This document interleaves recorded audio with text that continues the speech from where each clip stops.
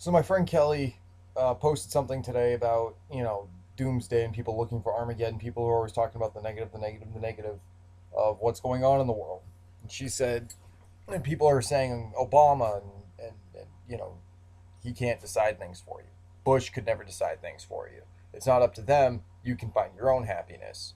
Even in the darkest of times, you will see the light. And she's absolutely right on this. I'm living proof that this is true. A lot of you guys don't know this, but I feel as though this being my 100th video, this would be a perfect time to tell you this. I was with this girl for a little over a year. We were planning on being together forever. She wanted a kid, I wanted a kid, so you can figure out the gist. Well, I come home. I was working at the Muddy Moose restaurant up the road, and I wasn't home much. I was working, 8 to 4 some days. Some days it was 4 to close, and I mean I had work, and I was making a lot of money. I was paying her portion of the rent that she was supposed to pay. Um, we were living with her mother at the time, whom had found out about her pregnancy, and that definitely led to some issues. Well, one day I come back from the Money Moose. I'd worked 12 days in a row, and I walked up to Star, mother, and I says, I got 12 days. I just worked straight and I finally get a 3-day weekend. Finally get a 3-day weekend. The minute I said this to her, she gets a phone call. Her son, who also was on the verge of having a kid, this girl was pregnant.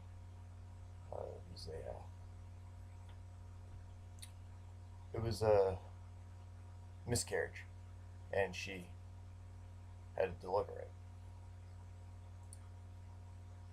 Rather than discuss things, because I had had a dream about this weeks ago, and I didn't believe in supernatural powers. I don't believe in supernatural powers. I believe it was simply just coincidence. Somebody might have said something, and my brain interpreted it. Anyways, rather than talk about this and get it off my chest and whatnot, I went to the bar next to my job and had a couple of shots and a beer. Went back home, was scolded for this. Went bad. People were telling me I wasn't doing enough for the family. People were telling me this, that, and the other, and it gets worse from there, you know. But very dark times in my life where she had left me for a good friend of mine, whom I was told they weren't going to be together, and this, that, and the other. Well, that simply was not true. I was then kicked out shortly after I discovered this. Me with the job, I got kicked out.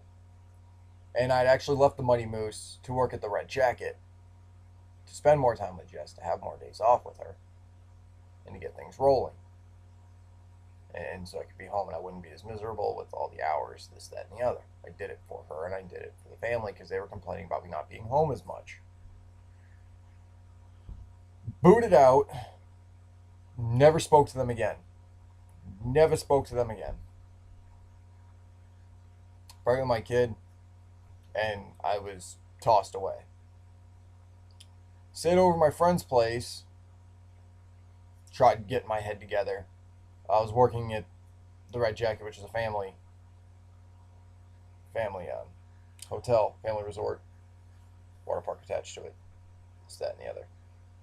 And just digging in my mind, drinking, digging in my mind, looking for answers, trying to think of something to make it better. And one day I said, if I get a phone call, if I ever get the opportunity to go to California, I will quit.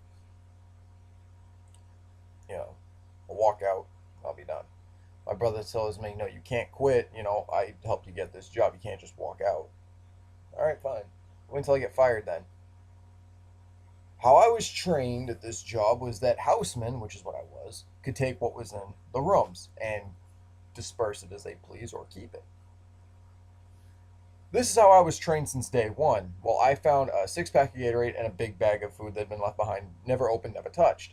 So I bring it to the housekeepers thinking I'm being the nice guy, and I took Gatorade because, well, I was hungover and thirsty. You take a Gatorade? Yes, I did.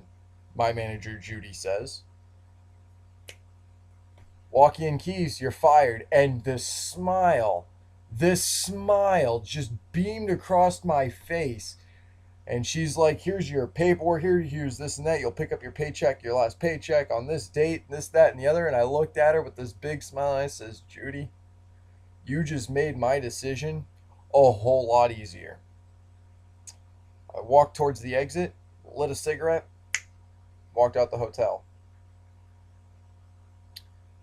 Had money from my paycheck that I hoarded. I had money that had been sent to me by somebody who wanted me to be out in Chico, California. So I didn't tell anybody except for 4 people what I was doing. Only 4 people knew where I was going. Half of them didn't even know the town. I didn't even know the address. So I got on a Greyhound bus from New Hampshire to California. It was great for a while. I met new friends. I got to go and see Dark Lotus, Kung Fu Vampire, and um, Cold 187 which was less to be desired. But that opened up doors for me.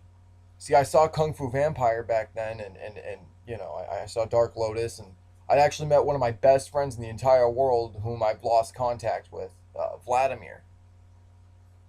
My black Russian friend who gave up his blackness. He said that to me. And this was during Occupy, the movement to, stand with Wall Street to protest the banks and this, that, and the other.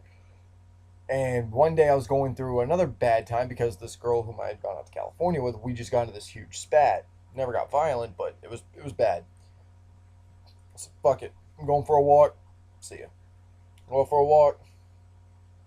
Sitting down, trying to talk to Vlad, but he had to go and talk to somebody else because he was going through some shit. Like, maybe Travis could help me. Well, I turn and I see my buddy Travis. He's gunning it. I mean, he's running towards me. And he says, we're going to Oakland. I says, well, when are we leaving? He goes, get in the car. No rhyme, no reason, to my knowledge at this point. So I'm like, fuck it, whatever. So he's like, you're gonna want to grab some stuff. So puts me in the car. I had everything on me that I needed, and we went to Oakland. And I didn't text this person until I made it to a town outside of Chico. And then I told her, and I says, yep, heading to Oakland for the night. Bye. Turns out it was for the general strike, where this Marine had been hit in the head with a gas canister. Scott Olson. I believe is his name, Scott Olson. Sounds right. And we had the city. I mean, we took the city. We shut down the ports. We could have ran the whole city if we wanted to. But 11 o'clock at night, I hear an explosion go off by my tent. And tear gas was just burning my face. So I grabbed a bandana, wrapped it around my face, crawled out of the tent, tried to keep everybody together. And one of our friends got arrested that night. She was released the next morning. They got the paddy wagon, loaded her up. And when I got back into town to tell people what had happened at Occupy Oakland, there were no words. We were tired. We were disappointed. We were let down by the riot that had taken place the night after we had such a grand day. Tammy comes up to me, friend of mine, 2 days later and says, David and Hannah are missing. I says, well, we saw them in Oakland. She goes, yeah, you need to call the parents, both parents, and tell them, listen, what happened the last time you saw them. So I did that, kept their numbers, and I did my best to track where they were at. They were in San Fran. So I got to call the parents back and said, I got confirmation they're in San Francisco. They're safe and sound. They'll be home tomorrow or the day after. They were relieved. This was, God, had to have been at least 9:30 at night, California time, by my best guess. Um, well, thought nothing of it. A couple of weeks go by, and I get a phone call from a friend of mine out here in New Hampshire. He says, "You all right?"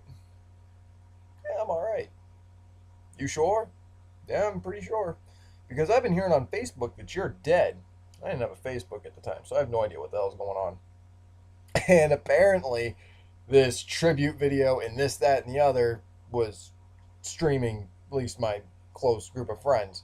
And what pissed me off the most is that I went and occupied and I traveled cross country and I did all these wonderful things and made my mark. And I got a 4.5 minute tribute. Not even. I think it was like 2.5 minute tribute, something stupid. So, anyways, moving on from that, I get a call from my baby mama's mama. She calls me and leaves me a voicemail because I didn't recognize the number, so I'm not about to answer this. She says, "I hope what I heard isn't true. But if it is, that's a hell of a way to go." And I went, "Oh shit, I really should probably call her back. First time I heard this woman's voice, I should probably call her back. At least do the right thing." Well, I call her back, and I'm told that I'm wanted back out in New Hampshire. It was a death shock. What it is somebody takes something. Well, take September 11th, for example, and everyone's like, "Oh my God, you okay? You okay?" And they raise flags, and then, a couple years later, we don't need this flag up anymore. And, we don't need to be this close knit. We can go back to the way that we were. And that's basically what happened with me on a much smaller scale. But look at this, you know? My ex leaves me, pregnant with my kid. I got to go out on an adventure to California. I started my own business on December 17th, 2011, with a simple idea. Nothing real complex. It took two pictures and I combined the two and went, I'm going to make this kind of jewelry. And I tried sending Psychopathic Records proposals on this idea. They obviously never got them, or they just didn't care, because a year later they called me and told me to stop the project. Even though I hadn't worked on that project, I started focusing on custom charms by the time I'd gotten this phone call. And I had worked with people from the Ukraine. I've got friends over in Germany. I've got somebody who I do business with in Australia. I've got a bunch of people who I'm talking to now. Like, I went from December 17, 2011, I'm playing with beads and charms that had already been established and were officially licensed by Psychopathic Records, to designing my own thing and going on from there. So I evolved. Me and my industry grew and became something bigger. And now I'm doing stuff on Juggalo News. Now I'm with Mad Insanity Records doing work for these guys. I'm friends with Kosher. You know, I'm really close with Mars. I'm you know I'm good friends with the Nermi Gene. These people have helped me so much, and took a chance and said, if you like doing album reviews, I could use you on Juggalo News. I got reviews I need to get done. So I went and did a couple of those. I get the call that you can do interviews with music artists. I'm going to have you do that. I have not done that many album reviews on YouTube, or even at all. 5.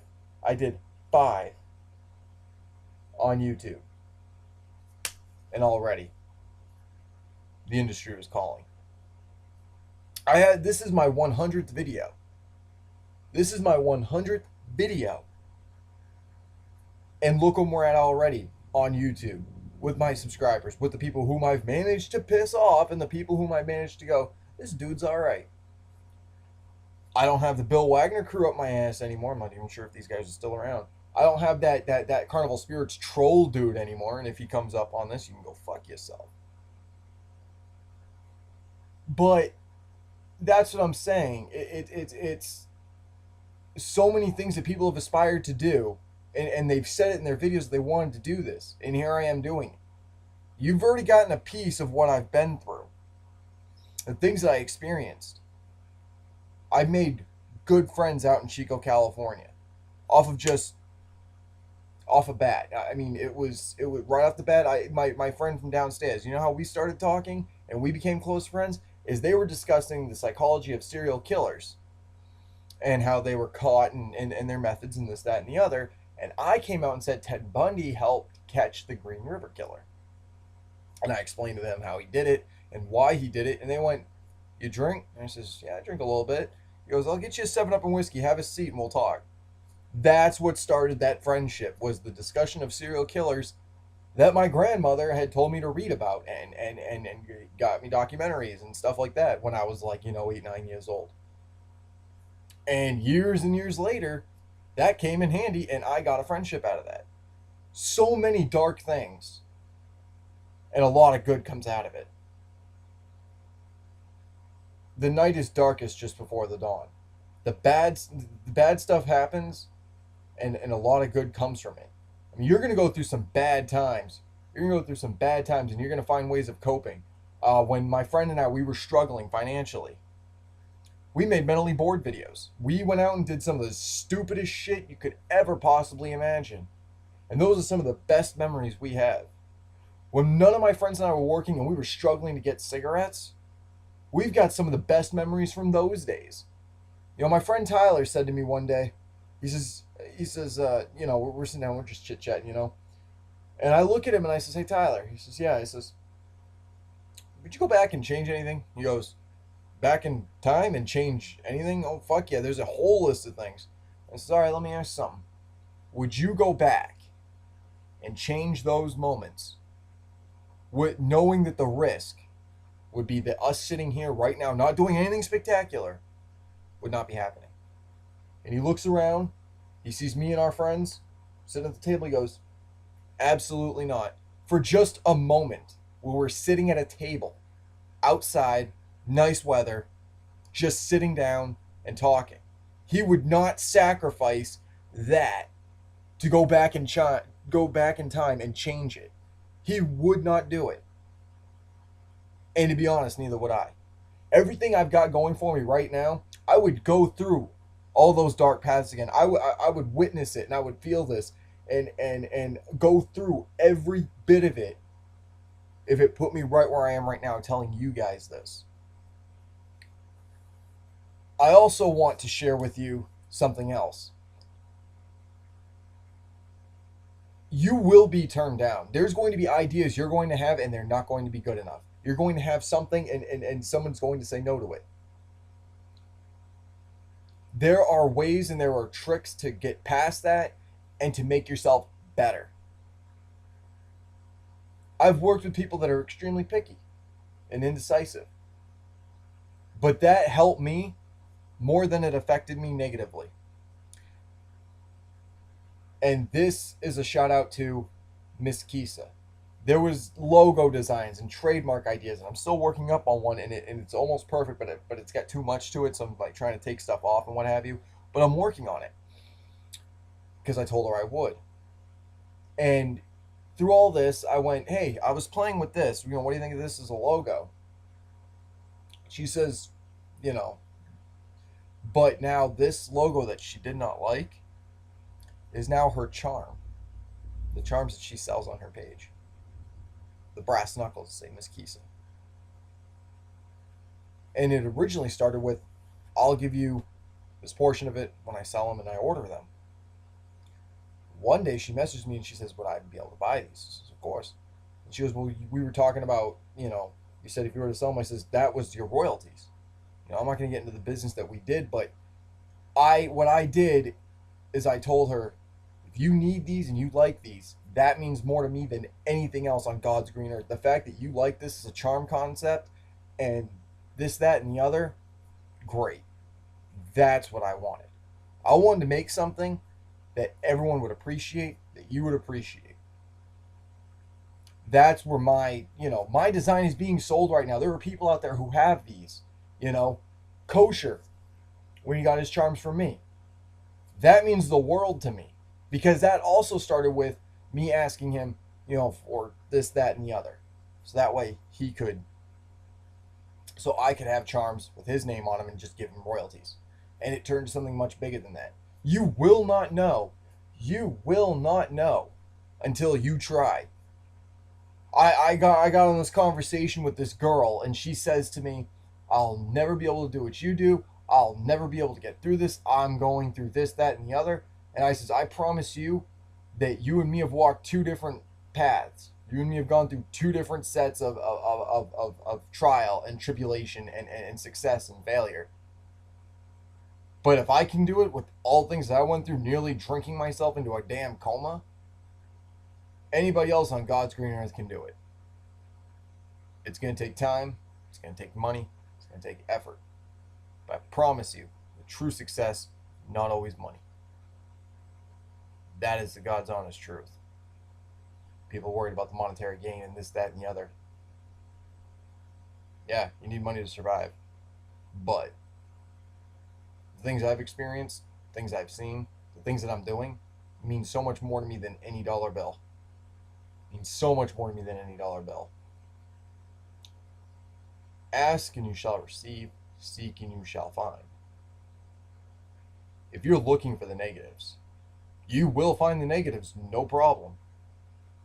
But if you're looking for the positive, you're going to have to look a little deeper because the mind is more prone to negative than it is positive because the negative reaction has much more of an impact than the positive because we are based around survival instinct. So when you focus on the positive, you look past the negative, you look at it like this.